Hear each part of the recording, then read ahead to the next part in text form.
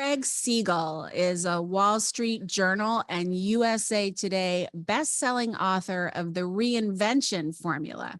He's a globally recognized keynote speaker, coach, podcast host of the CLS Experience, and his journey from Wall Street to inspiring millions worldwide has all been driven by his commitment to helping people overcome their limiting beliefs and embrace their true, authentic purpose. We're going to be getting into how you can reinvent yourself in big or small ways, depending on what you're going for in this episode of The Language of Love.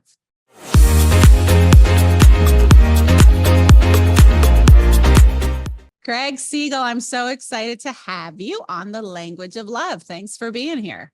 My pleasure. Literally no place in the world I'd rather be than right here with you. Let's have some fun. Let's go deep. Let's get nuts. All right, let's go deep and nuts. The Reinvention Formula. You know, one of the things that I think, or the themes that I think is so important that you talk about in the book and in general, is that it's never too late to reinvent yourself, right? So like, because, you know, a lot of my peeps, some of them are in their 20s, you know, and a lot of them are, you know, middle-aged and have been living a life for some time that they don't absolutely love, but they kind of feel like this is my life. Like I can't reinvent myself. So let's start with that idea. Yeah. First, I want to change the misconception that people have in regards to reinventing yourself. I think it could be intimidating for a lot of people because, like you said, a lot of people think, oh, I'm too old or it's too late or I have no experience. And we recently did a whole TED Talk just on this, on reinventing reinvention. And so just to be clear, in my perspective, reinvention is not starting over, because as long as you've had a human experience up until this point, you're never really starting from scratch. You're taking the lessons, all the things that you've learned along the way, and you're reapplying them to something that's more in alignment. And I saw a really crazy, alarming stat, Dr. Laura, that only 20% of Americans are finding purpose in the work that they do. Oh, I know. I mean, that makes sense though, but it's really sad. It does, because I was actually one of those cats not so long ago before I reinvented myself. And so I know what it feels like to think that you don't have a choice or that this is the only narrative in your movie. But the truth of the matter is it's never too late and you're never too old. And we should be looking at reinvention as almost a daily practice, not just with your career, but some of the beliefs that you have. I think that most people are where they are based upon their subconscious programming and whatever they believe to be possible for them. But if we were to just take a moment and go back into the script room where they actually make the movies, the production, and start deleting files that no longer serve us, all of a sudden we become more available for what we're actually called to do or what we feel in alignment towards. And I want to encourage everybody to take the journey back to themselves and start focusing on their purpose and what they really want to do and be in this world. Okay, so there are a couple of things I want to unpack, and I love what you said, and I want to talk about purpose in a second, but this idea of deleting files is really cool, right? So that's like the things that feel no longer in alignment or things that just don't serve you anymore. How, this may be, you know, too big of a question out of the box, but my guess is there's no question that's too big. How does one like start even identifying what those files are, so to speak, you know? And my guess is it's connected to the purpose question, right? That they're kind of connected to one another. But, you know, listening to it, it's a great idea. And I know what you're talking about. And as I think about my peeps here listening, they're like, how do I even know what files to delete? You know, this is where someone's mind is going to go. So what would you say to that? Yeah, I love the question. So think about this.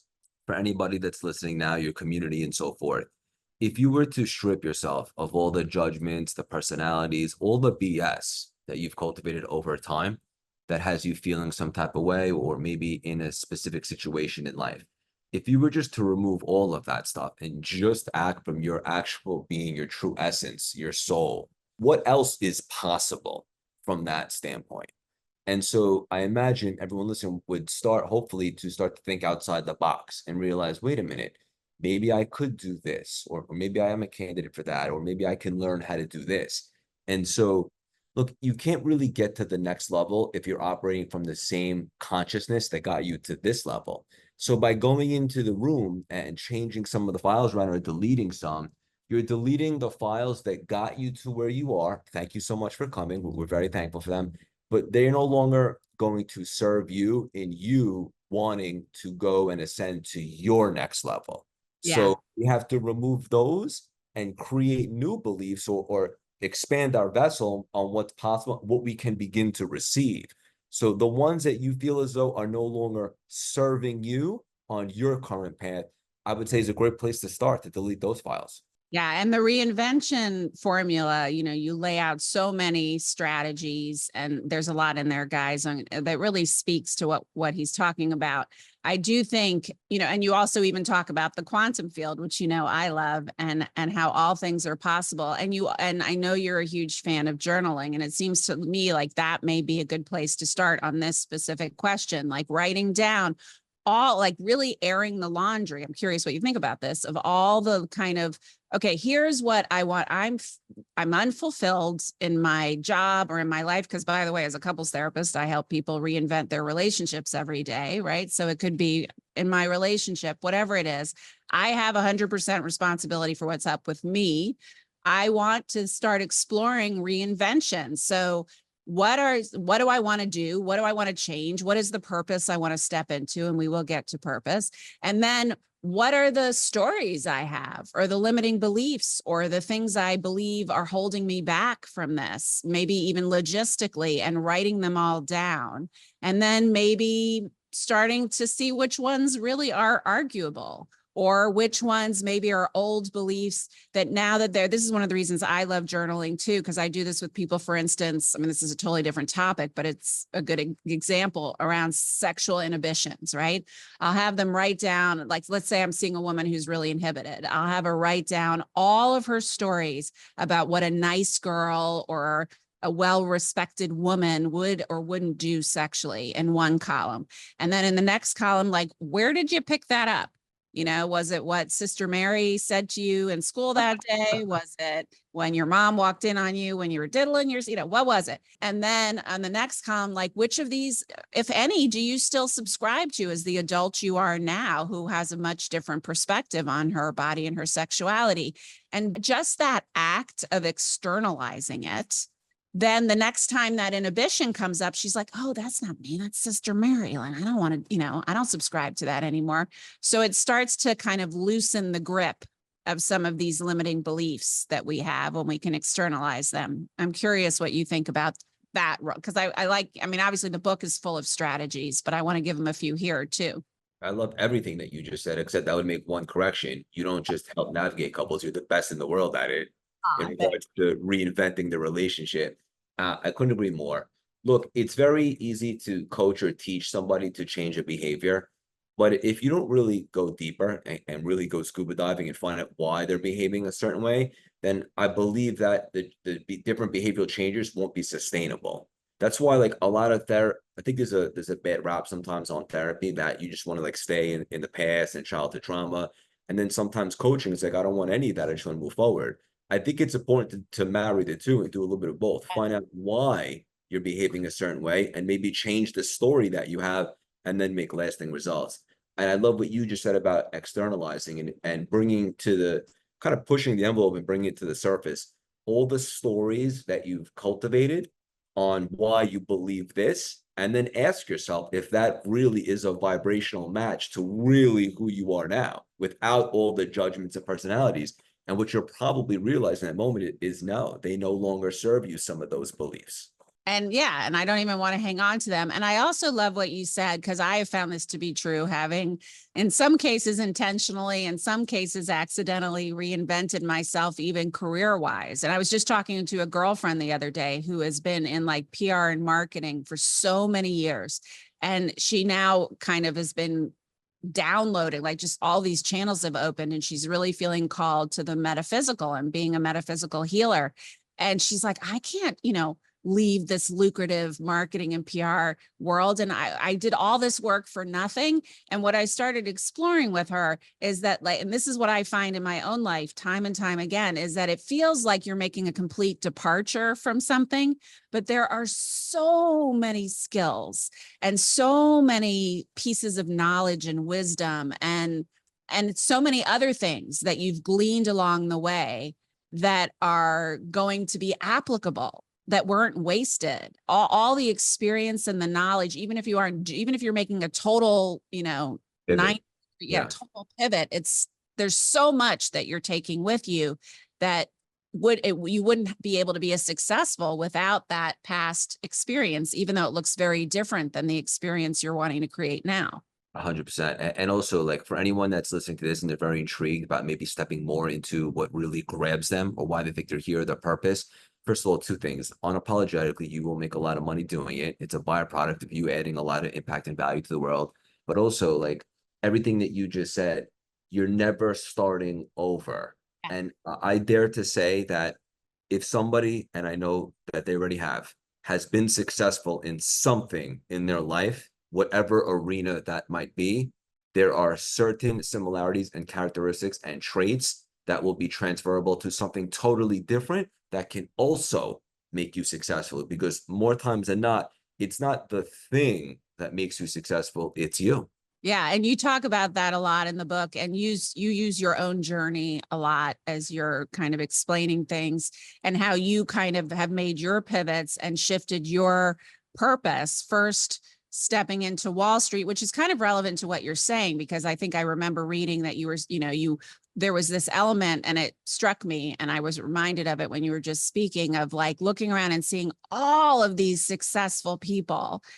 And instead of kind of being intimidated by it or feeling like I'm never going to get there, you were inspired, like, wow, if they can all do this, there's a path to doing this. And all I have to do is follow the path, that I can do it too. I thought that was really cool. But speak a little bit about that journey, not only getting into Wall Street, but really how you shifted from that to finding your purpose. Let's get into purpose a little bit. Yeah. So when I graduated college, I wasn't one of those cats that grew up and knew exactly what I wanted to do, like play for the Yankees or be a doctor. I was a little bit immature, lost in the wilderness with no compass, but I had bits and pieces and flashes of ambition. I just didn't really know where to place it. I was infatuated with stocks and like to make money at that season of life, still do, but it was more of a priority back then. And so I lived in New York and I graduated college and I went to Wall Street. And that's really, I really began to become a man. And also simultaneously, when I got to Wall Street, probably by no coincidence, I stumbled upon personal development. And I was just so fascinated with that. Wait a minute, where I'm at now is not an indication of where I could be or who I can become. And I started working on myself. I started studying NLP, found a practitioner, was working with him every week in New York City, the law of attraction, different paths to Kabbalah and stuff like that. And I use that to become a better human being and really establish myself in Wall Street and become successful. And when I use the word successful, I want to be responsible. At that season of life, I measured success by making money and status and things like that. Obviously, I was a bit more unenlightened back then. Well, And yeah.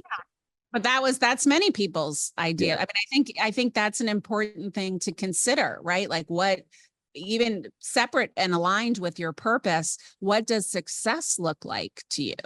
for sure. I have that because that was your Wall Street years idea of success is the same as my father's idea. So my father, if I didn't have, $20 million in the bank, he literally, he considered me not to be a success. And he would say that to me, like, why is it that your girlfriend from college, has all these millions and you don't? And I was like, well, she divorced someone who had the millions and got earn it. But if that's what success is, then and so we had this whole conversation about what success was. And when I said, that's not my definition of success. And he looked at me like I had six heads and is like, well, what is your definition? And I told him, And it was about like, I'm not going to go all into it, but it was basically about how, living your purpose that feels aligned with your soul, having fulfilling relationships and a community of friends and coworkers who really light you up, and children who are healthy and happy, and a family life that's fulfilling, and, and being able to pay the bills and take great trips and send them to great schools. But that's only a small part of it. And he just like did not compute. So there's nothing wrong. Everyone has their own definition of success, but I do think it's an important piece of this puzzle of reinvention, of really getting clear on what success is. And that can shift and change like it did for you. For sure. And I do want to reiterate, making money is absolutely a part of Yeah. success for sure, because it's a tool and it's a ladder to be climbed, and you can do great things with money. It Yeah. just, back then, that was my sole motivation, which I have no regrets because I didn't know what I didn't know. Yeah. And so I climbed the corporate ladder, if you will, and I started to have a lot of success. And then ultimately the whole stock thing wasn't really for me. It started to become a lot more stressful than it was fun. And so I pivoted and I started my own business, still in finance, but a little different, a little bit less stressful. And even though I had my own business and employees and all that, and I was making money, the void started to become bigger and bigger. It was like I was waking up every day, and picture your soul, instead of expanding, it was contracting, because I was out of alignment and I was doing something that I didn't really feel connected to. So you And were in that 20%. yes, correct. Or 80%, sorry, right? No, only 20%. So you were in the 80% that didn't, I was in the 80% that don't love what they do or don't find purpose in what they do. Yes. aren't So, fulfilled. and then a couple things happened at once. It was a pretty dark season for me. My best friend, my dad, had just gotten diagnosed with cancer. He's still battling. And I just got out of a toxic relationship, which at the time is never fun. And I don't know, I didn't like what I was seeing in the mirror, if I'm being honest. And wasn't really loving myself, and probably drinking a little bit more than I'd like to admit. But then pretty quickly after that, I started running marathons, and I had never been a runner before, but I wasn't really looking for like the 26.2 miles. Yes, that's great. It was all about the transformations for me, because who did I have to become to be the type of cat that ran marathons, ran them fast, a better human being, right? Cut out the stuff that doesn't serve me, more discipline, consistency, and so forth. And so that was a great arena for me. And that ended up being the thing that led to the thing. And oftentimes people are like, what if I don't know what I want to do? What if I don't have my purpose? I would say take some messy action and find something that you could sink your teeth in. And often that might lead to the thing. And then Yeah. fast forward the pandemic, shut down my office for what I thought would be 2 weeks. LOL. Who knew at the time? And I just said, if not now, then when? And I really connected. I got quiet probably for the first time in my life. That was kind of forced. And what I noticed is, in that mindfulness, it was like a portal to expansion, because I was able to receive all those downloads and really be the channel with no distractions. And it started to occur to Yeah. me, to circle back from the beginning of the conversation, how obsessed I had been with personal development. And I think this is more than just a passion. I think this might be my assignment. And then combining my business strategies, I put together a whole strategy, started putting out content. And over the last 4 years, it exploded, left Wall Street for good, but finally found a mission that I'm connected to. And I never had more fun. And to circle back to what you said with money, interestingly enough, making more money than I ever made in my life too. But that's just an energetic exchange and a byproduct. Yeah, because you're really living your purpose. And this is what I see time and time again: when you're passionate about what you do, and that is one thing, ironically, the same father who thought I was not a success without 20 million in the bank also told me all through my college years, when I was like, I really want to be a therapist, but I know, therapists don't make a ton of, I don't know how I'm going to support myself. And my dad just kept saying, just do what you love and success will follow. Do what you love and success will follow. And I absolutely found that to be true, not only in my life, but, when you're lit up, it's hard not to be successful, and the universe kind of supports you in that. So I want to just unpack, though, come back to the running thing, because I thought that was really beautiful. You spoke to this a couple of times in the book. And one of the things, you talked about how running helped you begin to love yourself, and back to this, really highlighting this idea that the physical goals, was not because of the goal itself, but because of all the things you were going to change inside yourself, mentally, emotionally, physically, in order to achieve this goal. That really, the better decision making, the discipline, that's what the real payoff was. You nailed it. And that's what started to cultivate momentum. So for me at that time, I was desperately yearning for more from my life than obviously just money and stuff. I wanted to be connected to something. I knew that I was here for more. And so for me, when I discovered running, or maybe running discovered me, it seemed like such a stretch. Like I had never been a runner before. I'm 5'8", a little stocky, not my thing. But for me, leaving my comfort zone and really pushing myself to the edge of my capacity was such a big deal for me, because if I can do that, what else can I do? And it goes back to what you said earlier in the conversation, right? It's never starting over. So the same characteristics that Yeah. helped me become successful in running marathons, I transferred over to starting CLS, my brand, with no following, no connections, no social media at the time. The same thing is consistency, discipline, stretching myself, and so forth. And those were pivotal in me getting to my next level there. So the running was, it was such a beautiful season. I'm romantic about it. And it's still a big part of my life now. I'm training for the New York City Marathon, which is this November. Amazing. And, you've alluded to this a couple of times, especially as things were happening during the pandemic. And I know you speak to this much more overtly in the book as well, but faith has been a really big part of your journey. In particular, stepping out of Wall Street and into this whole new, your whole reinvention. There's a huge element of faith, and you write a lot about faith. So I'm wondering if you can share some of those thoughts, because Lord knows we talk about that a lot on this show.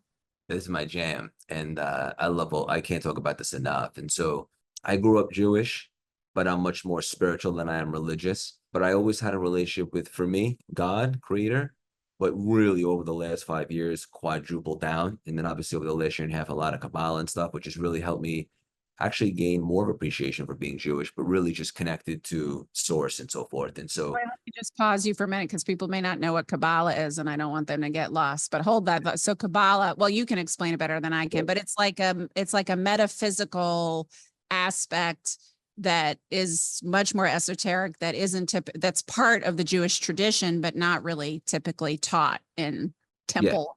and it's not like anybody from any religion or spirituality can practice it or try it on, and it will most likely help you appreciate whatever it is that you believe in more. So it's not just for Jewish, but yeah, there's a lot of mystical behind it. Basically, it's the blueprint for the human soul. Okay. And so that's helped a great deal. Look, if someone's listening right now, they're like, what does it even mean to be spiritual? They probably wouldn't be asking that because they're listening to your show.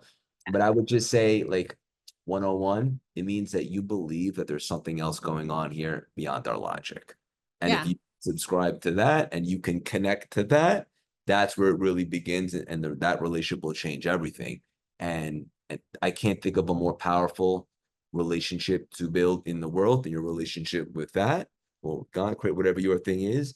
And I'd always been a believer in that, but then I really started to understand it and understand what praying means to me, and to get quiet and to connect and to ask more and to understand intuition.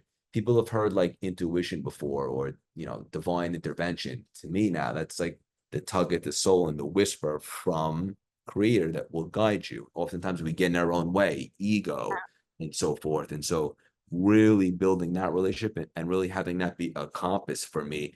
And then you mentioned the word faith. Look, if you have faith and hope, you're always in the game. Even if you get knocked on your ass, like as long as you have that, there's something bigger to get back up and to keep you excited about life. And I know that from seeing my dad right now. He's battling stage 4 cancer, and he ain't no spring chicken. So it's just faith, hope, something bigger is something that I hope everybody can subscribe to and really build a foundation, a relationship with. Yeah, and it's this sense, and that you speak to this in many of the things you're talking about that have happened in your life in the book, but this sense of, I am being held, and that which is right is unfolding, and I may not understand the whole blueprint and why this thing that seems really terrible is happening right now. But later, I probably will see in 2020 hindsight how it served me. But it's sort of a surrender, right? Like, to me, that's what faith is. It's like a believing in that which can't be proved or seen, but it's also a trust that, it's all good, even if it doesn't seem so good in this now second. Everything kind of, I'm supported. It's going to be okay. And you spoke to, so I wanted to just, check in with you about that, but also see, there was this moment. Well, there were a couple of things. There was when you had, a potentially cancerous tumor on the bottom of your foot that was just like randomly, intuitively discovered, and then got totally hit by a car, hit and run, and survived it unscathed. And those were two huge moments of faith for you, it seems. So I wanted you to share a little about that. Yeah. So don't make me go back, right? But if you did.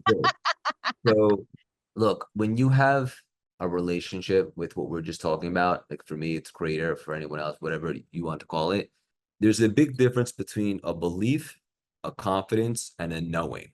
And Mhm. I believe a knowing or a trusting or surrender, like you used, comes from that. Yeah. And there's no stronger sign of courage or belief or just trust that you can have than that. And that comes by having faith or by trusting. And so I was at a speaking engagement. We're playing football. I got injured. And then I came home and I was misdiagnosed with a sprained ligament in my foot. And we facilitated an MRI, even though the doctor said it wasn't necessary. And as it turns out, there was a rare tumor in the bottom of my foot.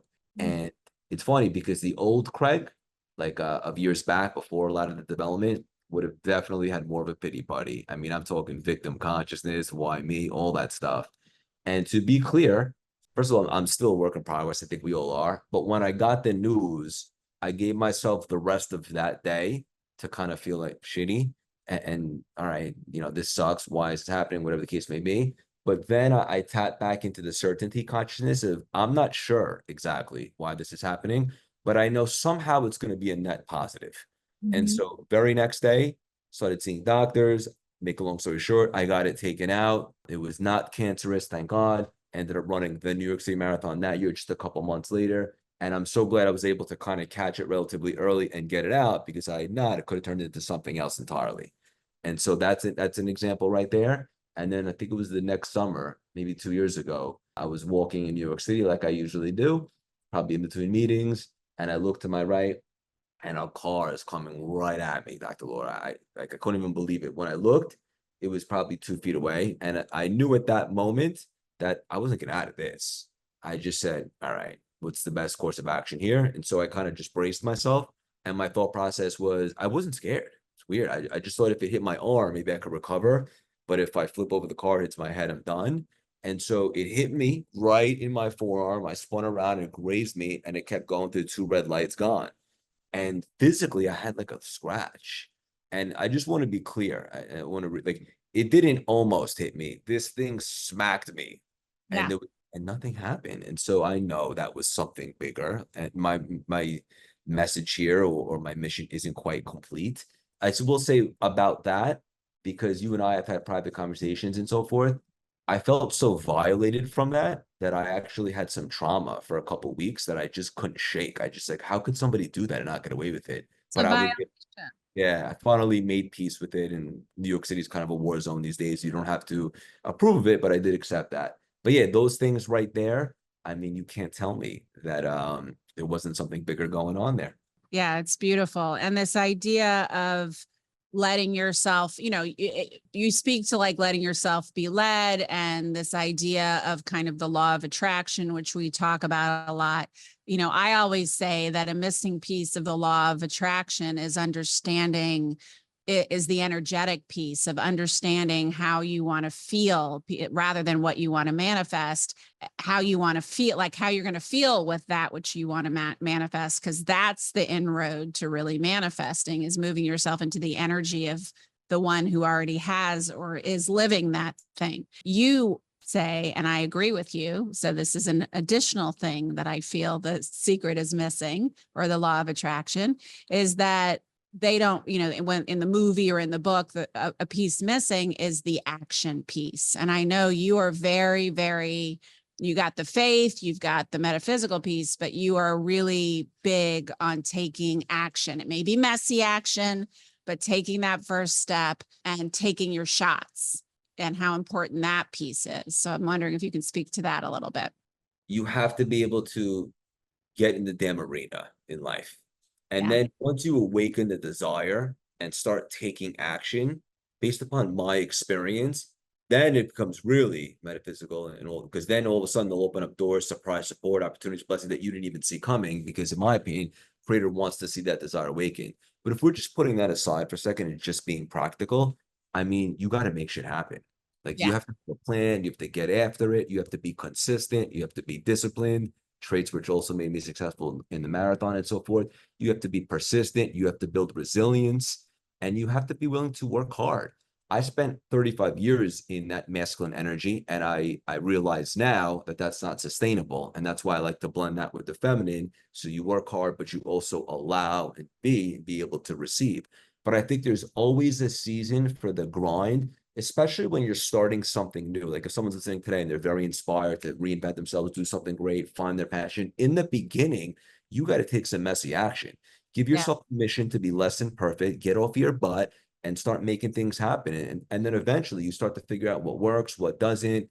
But you got to not only just go the extra mile, but the empty mile where it's never crowded. People ask me all the time, like, how the hell did you build what you've done in such a, in what most people would consider a short amount of time? And look, the first answer is probably isn't the sexiest, but just between me and you, it's because I decided to.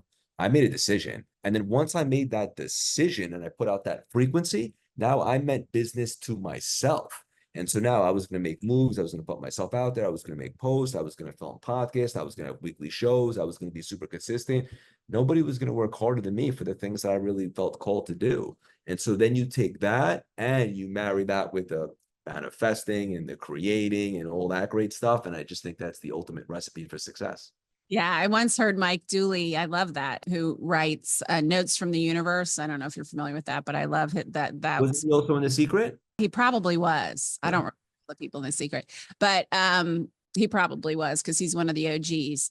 But I remember him once saying to me, you know, think of manifesting and the support of the universe like a GPS. You know, you put the destination in and it's in. And there may be, you know, detours and roadblocks, but it keeps realigning and redirecting you to that which is meant for you and that you're asking for. But none of that happens if you don't turn on the car and push the gas. And I just have always remembered that metaphor because it's similar to what you're saying. You know, you have to take action. And also you speak a lot to mindset, which is part of this. And what, you know, this is your lingo, which is very much you, the bulletproof mindset you mention a lot. So speak to us about what a bulletproof mindset looks like. Yeah. And just to add on to what you just said, at some point, God told Moses to stop praying and get moving. Yeah. Right? You only Right. pray for so long. Yeah. In regards to a Time bulletproof to mind, go. what's that? Time to go. That's right. We're Yeah, done. that's it. And so, look, bulletproof mindset. I think that I'm extremely optimistic, as you know, and very positive. Sometimes I would consider myself delusionally optimistic, not toxic, but delusional, because I just look at the world from a different frame, a different lens, if you will, a different map. I see where people, I guess, sometimes would see like dead ends or obstacles. I ask myself, what else is possible that maybe I'm not considering? And then it helps me see the world from a different perspective, and thus my reality is different. And so I just think that's so big. And then also being able to understand that there's nothing that you can't do or can't accomplish if you set your mind to it and you're willing to work on yourself simultaneously. So whatever limitations that you have or limiting beliefs, as long as you're willing to acknowledge that they're not actually real, then all of a sudden, like going back into the room and deleting them files and then putting new stuff there, I mean, there's nothing that we can't go after.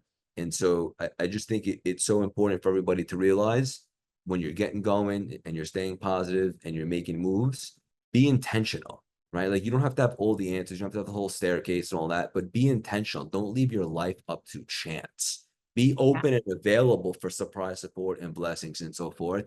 But you want to have a vision, have a plan, get off your ass, start making stuff happen. And when you do that, that's when you allow the magic to come in. Yeah, that makes so much sense. I do wonder though, and you alluded to this a little bit in the book, but I wanted to drill down into this a little more with you because to me, this is important. There is this very fragile balance between like what you might call a bulletproof mindset. I don't know if it's exactly this, but really like not letting those negative thoughts linger when you face adversity, not letting it define the situation, looking out of the box, as you say, what else might be possible? I'm not going to be defined by this. I'm not going to subscribe to this. I'm not going to spend time in these thoughts. That is really important and really powerful. And there's also, I find, and this is always concerning to me in the personal empowerment world as a clinician and all the people I help with this, is that we do run the risk very easily of what we call spiritual bypassing. Like there are some real feelings here, some real fears here that aren't going to define me. I'm not going to live in them. I'm not going to choose them as my reality, but I do need to sit with them a little bit and understand like why they're here and where they come from so I can release them and so they don't keep visiting me. But instead we're like, no, I'm only going to have positive thoughts, right? So I'm not saying you do this, but I find that a lot of people do, or they judge themselves, or they try so quickly to do whatever they can to shift out of these, quote unquote, lower frequency states, which I agree with. But I think it can almost become sort of dysfunctional in the other direction. You know what I'm saying? 100%. And I'm so happy that you brought this up because I believe that our soul has two parts to its purpose. And one is to actualize our unique gifts that were given to us, because I don't believe they're ours, we're the manager of them, and to identify them and share them with the world and make a difference and all that good stuff. And then one of the other purposes is to identify our negative tendencies, meaning our own individual. And unless the audience thought that we were all saints, spoiler, we all got some stuff that we need to clean up. And it's on us to identify what that is.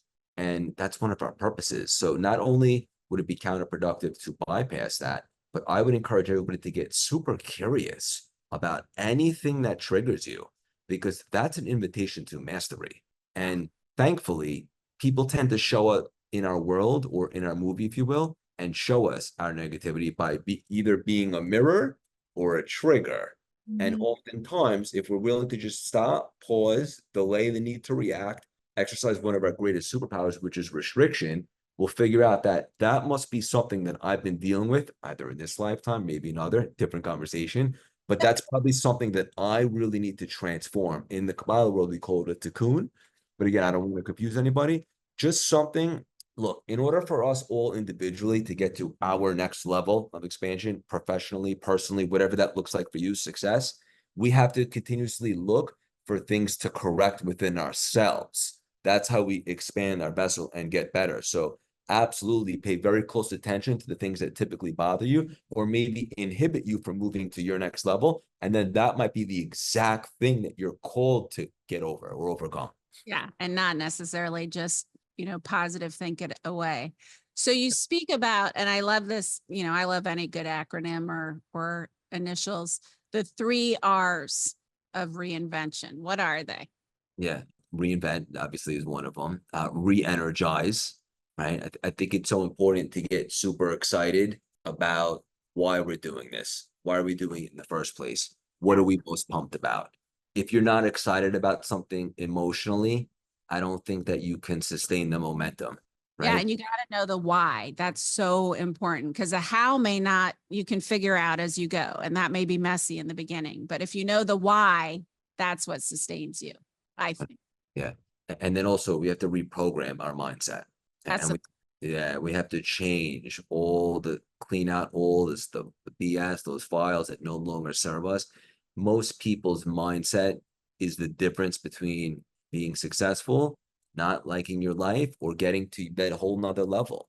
And so it really all is an inside job, and it starts with that. And the good news is we have the tools, and I talk a lot about this in the book, to use to overcome all the stuff that's typically holding us back, so we can get rid of that and ascend to find our purpose, to make action, to find our soulmates, to make money, and all that stuff. Yeah. And it is really, I mean, to me, maybe I'm biased, but to me, that's one of the most important pieces, is really like getting clear on what those limiting beliefs may be and starting to shift out of them, not by just deciding you're going to erase them and they don't apply anymore. I mean, there may be a few like surface level ones you can do that with, but sometimes you got to go, a little bit deeper to release the hold of that. One of the things you speak to, I guess another action item you speak about that I really liked, once again, with writing, I love writing exercises, is to write down your highest version of yourself. So like that most abundant version, that version that has, the dream job, or even if you don't even know exactly what your purpose is, that, I would be living in my purpose and making such a difference in people's lives. And when I walked into a room, and spoke to someone and really invested my energy in them, they would leave changed. Like it doesn't even need to be that specific, I don't think. You Yeah. tell. Yeah, go ahead. What were you going to say? My bad, I didn't mean to interject. I Oh, was going to say that a lot of people that we probably know have alter egos, right? If you think of like Beyonce on stage, Sasha Fierce, and I'm sure there's other people. And so one of the movies that I really gravitated toward a few years back was Bohemian Rhapsody and Freddie Mercury and Queen. I just loved how he would perform on stage. And make a long story short, what I would suggest, and I did this when I first got to Wall Street, it was NLP technique called modeling. I would write down the attributes of people that I held in very high regard, such as James Bond and people that I just thought had a lot of confidence, and I needed to gain more confidence. So I would behave similar to them until I made it my own. But with this exercise specifically, it's even more fun because I do this today. Sometimes, like if I'm feeling nervous or I'm a little hesitant to do something that I know needs to get done because I am having a human experience, I give myself grace. I often act from the position of myself 2 years out.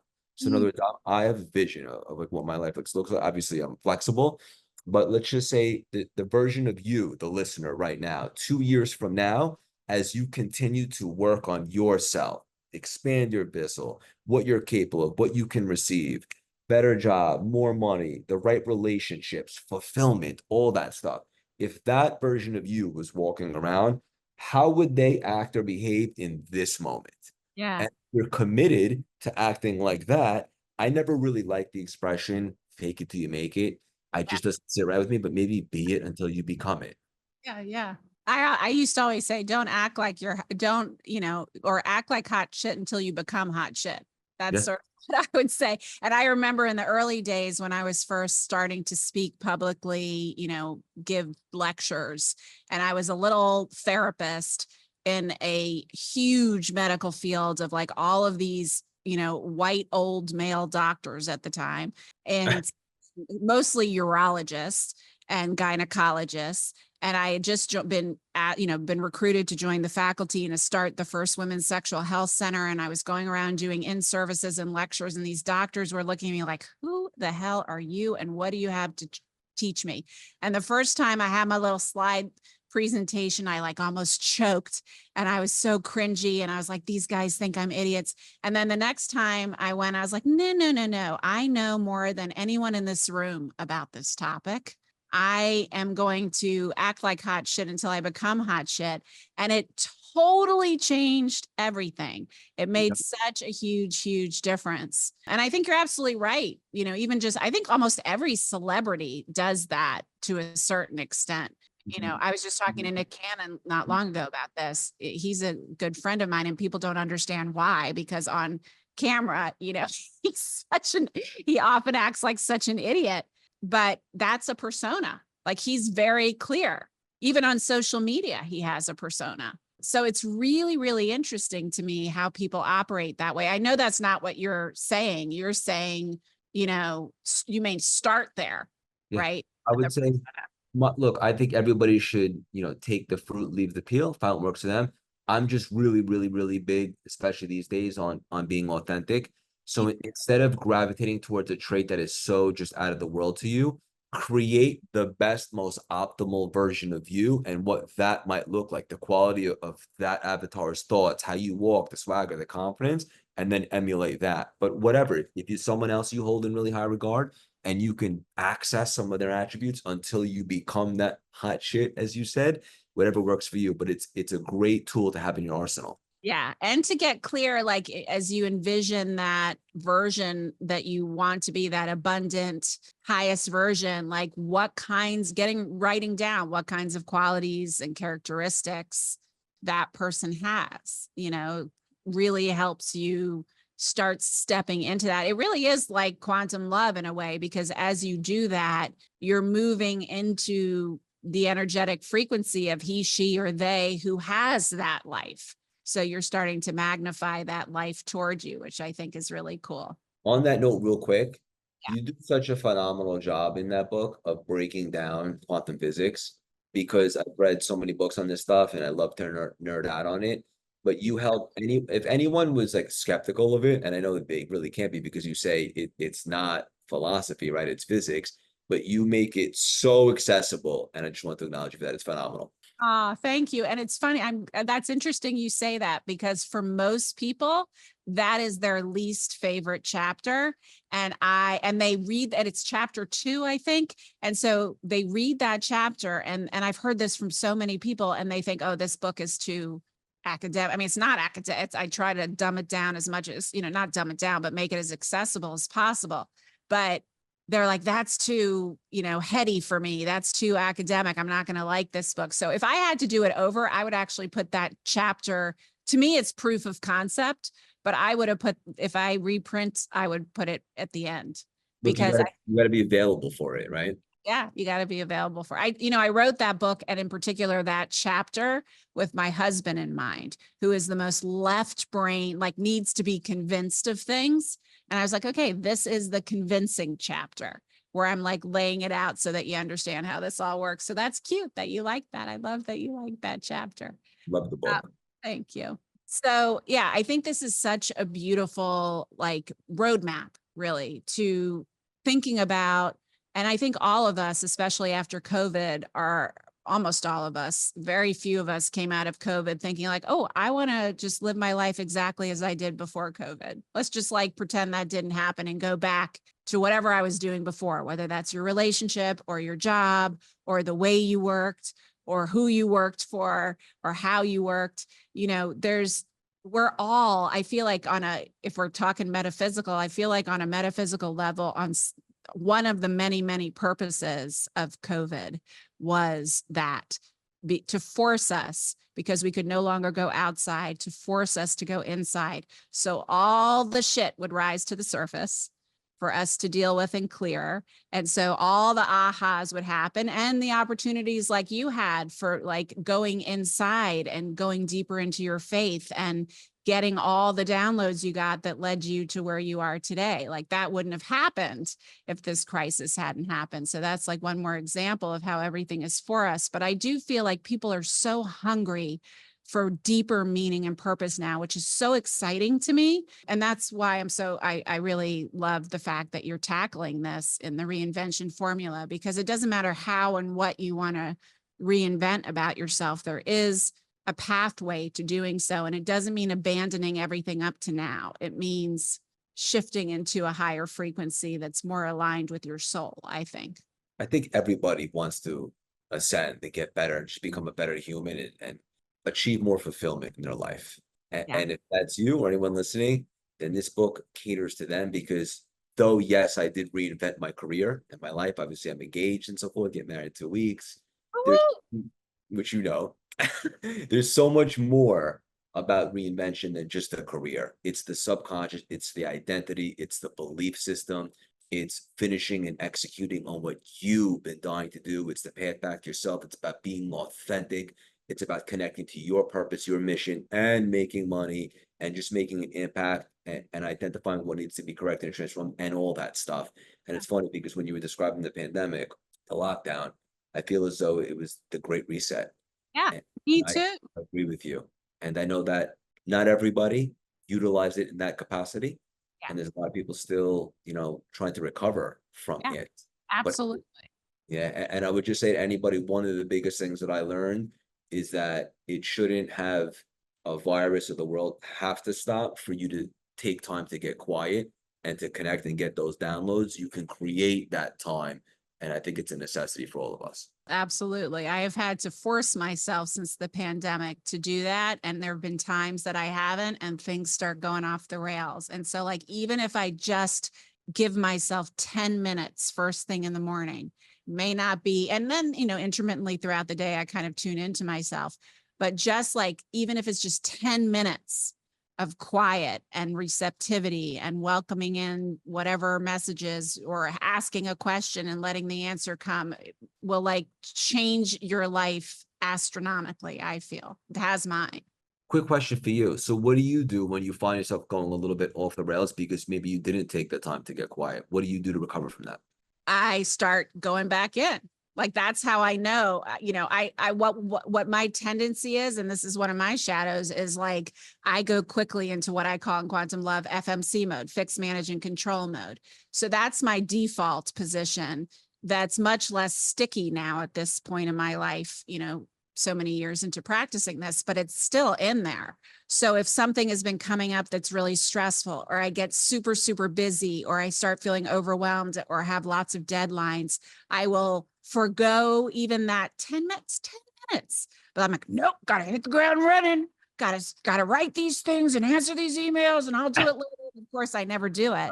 And so after like a week, I start feeling shittier and shittier. And I'm like, all right, I know what I need to do. And I just start doing it again. And then everything recalibrates. So, it's just like with relationships, our relationship with someone else versus our relationship with ourselves and our relationship with spirit.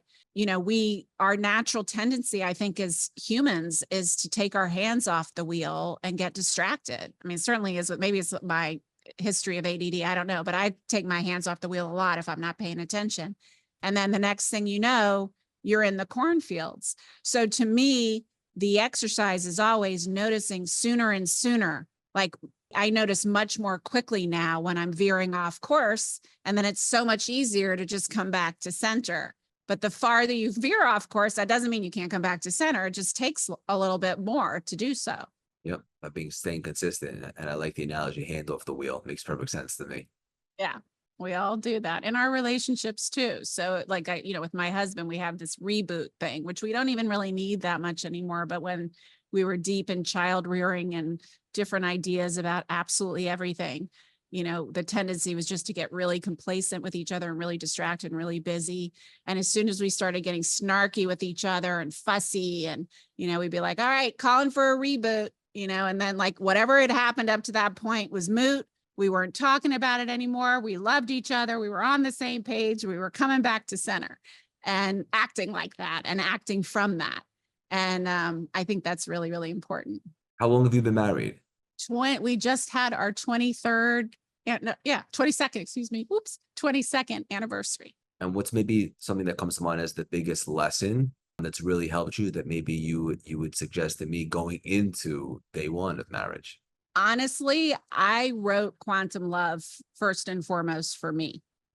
If I could teach, and I'm not saying this to sell my book, although, obviously that's great, but like, if I could have, seriously, that changed everything. It changed everything for me as a therapist, because I could change couples' relationships with just one of you. I didn't need both of you if I couldn't get both of you, but it changed everything. The reason I even wrote the book is because it changed everything in my own relationship.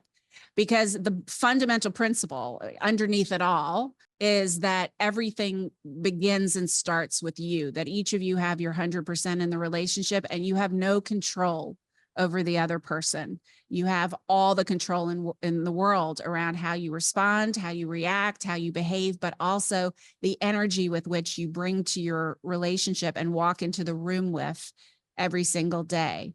And that is like the secret beyond the secret beyond the secret. Like, every difficult conversation, everything I want to happen, or things I want to happen that I'm not sure he's going to be on board with, if I am like impeccable with my energy and get really, really clear and move into the energy of how I want to feel when it's all beautifully resolved in the way I want, he immediately entrains to that. He has no idea he's doing it, but he immediately does. It's like a Jedi mind trick. And you know what's powerful? That's something that anybody can choose now. Absolutely. And it changes. I mean, it's astounding, but it really, really works. Absolutely.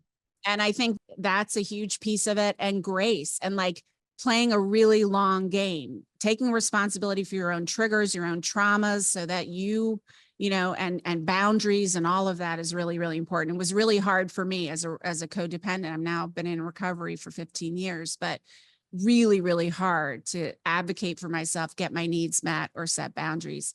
And so obviously there are all those logistical things that are really, really important. And I always say I spent the first 20 years of my career, in the logistical field in my work as a couples therapist, and the past 10 to 15, pulling in the quantum field, which is even more powerful. So that was a long answer, but since you're Beautiful getting answer. married in 2 weeks, I let you have it. Thank you for sharing. Very helpful. Thank you so much for taking the time to be with us. And we'll put all your links in the show notes, but anything you want to say about where people can find you or what kind of offerings you have on available now? Yeah, we do a lot of one-on-one coaching, but at the moment I'm at capacity. One of the things that I'm really excited about is we have a membership where it's 600 people in one group. It's a community. We speak once a week. Then we bring on big guest speakers. We should bring you in there too. And then we have these coaching pods, which are really 3 in a vessel, a little bit more intimate, help people accomplish fulfillment, find their purpose, connect to their mission, make more money, and all that stuff. Anywhere you listen to podcasts, the CLS Experience, anywhere you buy books, the Reinvention Formula. And if you like inspirational, fun, weird, because I am weird, juicy nuggets throughout the week, you could join our free texting community. Just text 917-634-3796. Text the word Laura so that I know that you heard it here. Oh, that's cute. All right. We'll put that in the show notes too. All right. I love that. Thank you. Thank you. Thank you for all the juice and beauty you're bringing to the world and to everyone. And thank you so much for spending time with us. Thank you for everything that you do. You know how I feel about you. Love you. And this was awesome. Thank you for having me.